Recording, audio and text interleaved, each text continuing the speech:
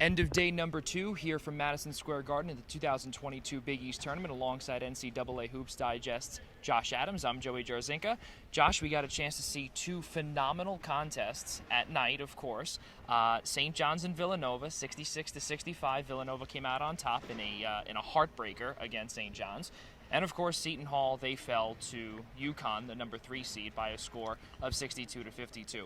A really good pair of contests tonight. Also, of course, in a 4-game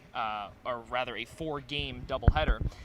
It all looked pretty good so far for St. John's to start things off, but then Villanova went out on a 17-2 run after a Posh Alexander charge that completely changed the entire narrative of the contest.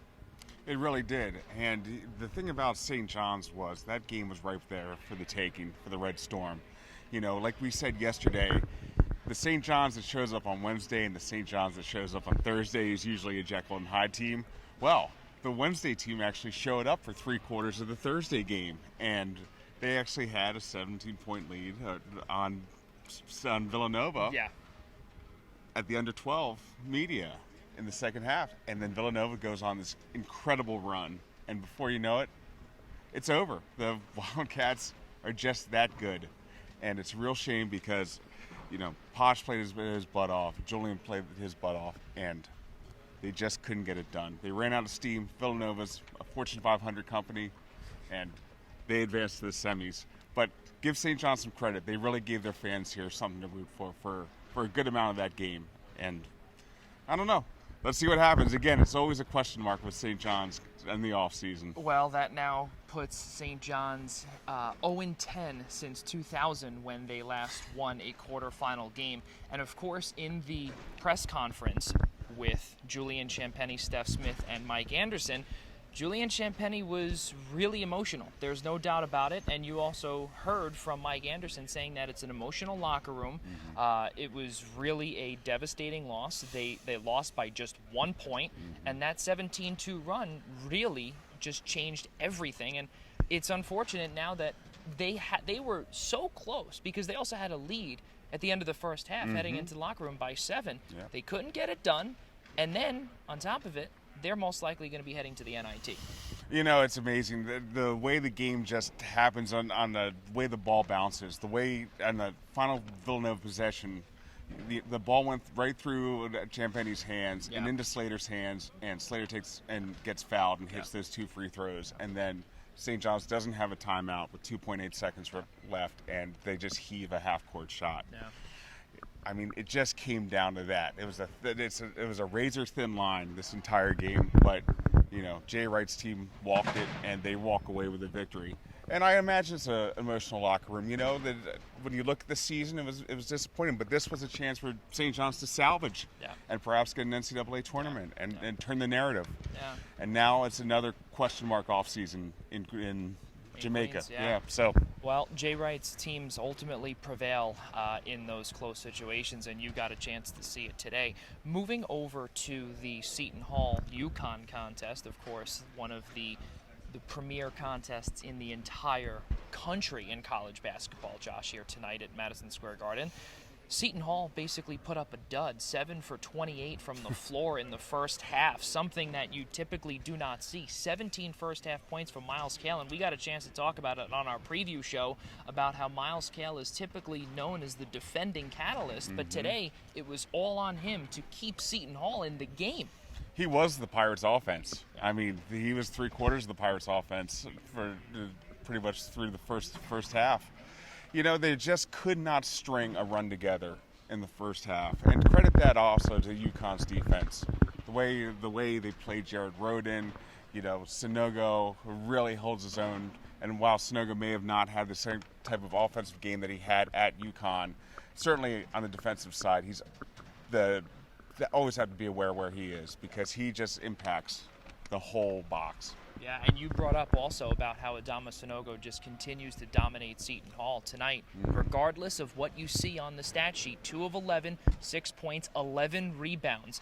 That was the key difference tonight. Josh, we spoke about it last night, about 24 hours ago, where Seton Hall had a problem rebounding against Georgetown. And we said this too. If they have a problem rebounding against Georgetown, how is it going to be against Adama Sanogo? And he made them pay. Mm-hmm.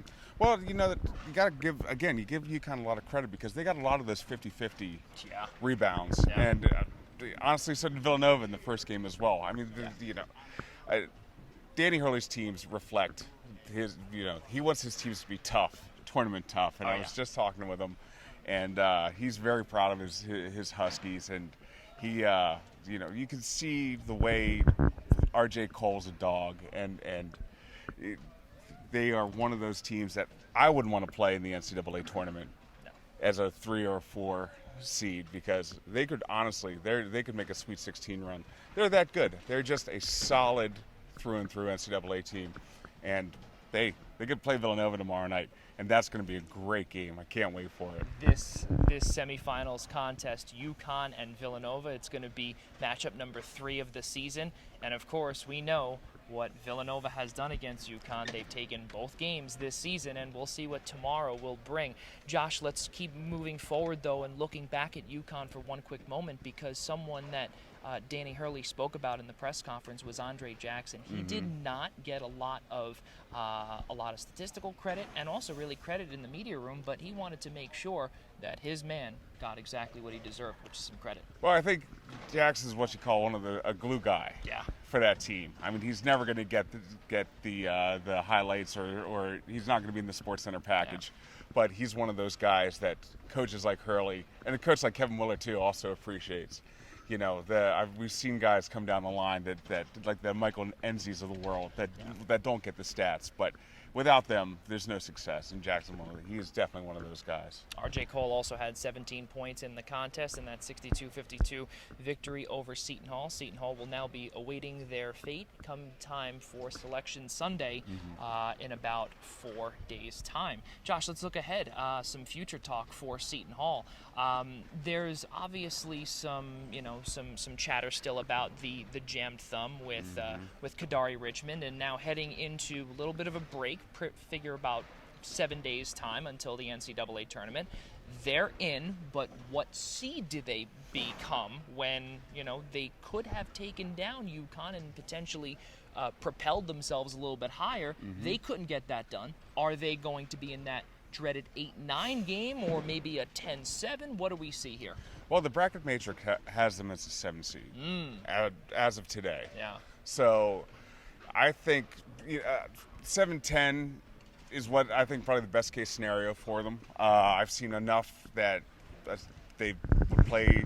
I think the bracket matrix has Creighton, Michigan, and Loyola Chicago in the 10 seed, and Davidson.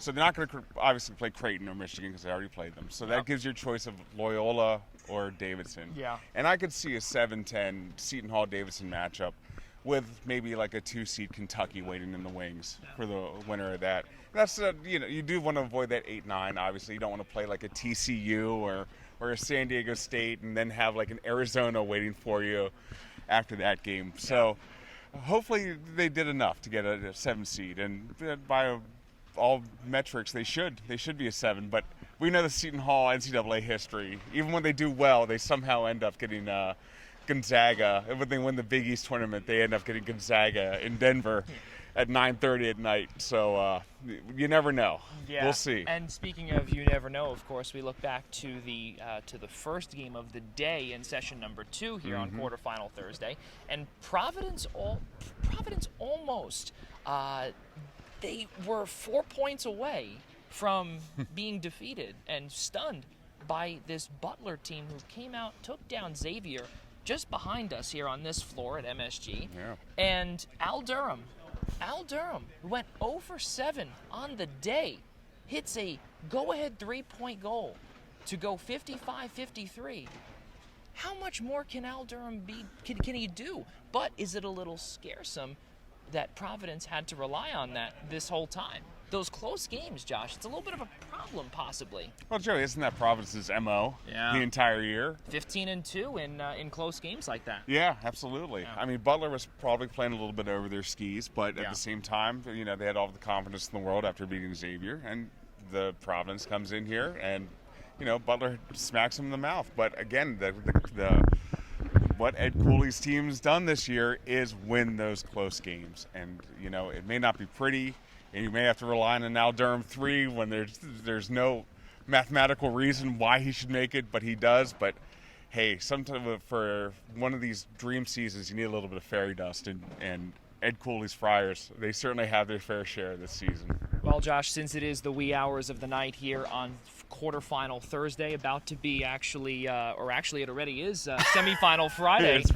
In a few short hours at around 6 p.m. Eastern Time, it's going to be the first semifinal. It's going to be Providence and Creighton going head-to-head, 1 through 4. And then at 9 p.m., it's going to be the nightcap, the main event, if you will. It's going to be the 2-3 Villanova and UConn.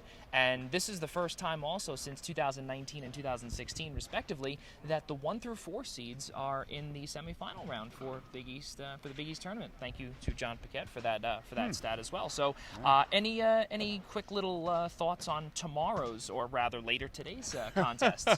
I didn't realize it is chalk, huh? 1 and 4, 2 and 3. Well,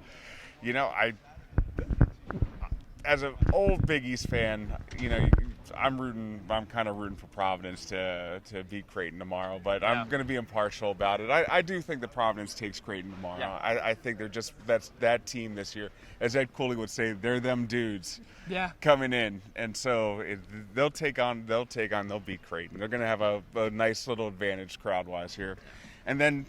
Hey, tomorrow night, all bets are off. I mean, we saw how beatable Villanova is. Say the ball bounces a different way. St. John's is playing, and UConn, for only scoring 62 points, but man, they're good. Yeah.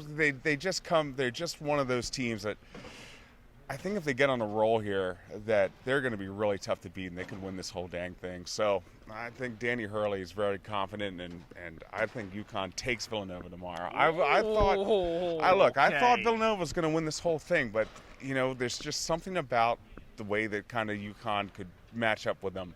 The size, UConn's size. I think people underestimate the size of Sonogo and Watley and Jackson and everybody else, and they're lean, and they get rebounds, and I think Villanova's going to have a problem with them, but they're going to have a big problem with them.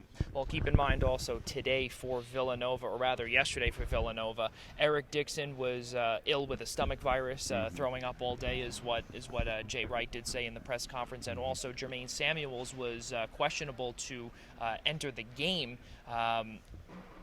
due to back spasms, and we saw him on a bicycle too, so they really don't have a lot of depth to begin with. And of course we do know that Colin Gillespie and Justin Moore, they pretty much combine for 60% and plus of the Villanova offense, so it's going to be a little bit tough if UConn can shut them down. But Josh, we will see what happens tomorrow just behind us here on the floor of Madison Square Garden. Alongside NCAA Hoops Digest Josh Adams, I'm Joey Jarzynka. For everyone here from Madison Square Garden, Big East Conference, and of course the Eastern Observer and the Blackjack Media Group, I'm Joey Jarzynka. We will see you later on today from New York City.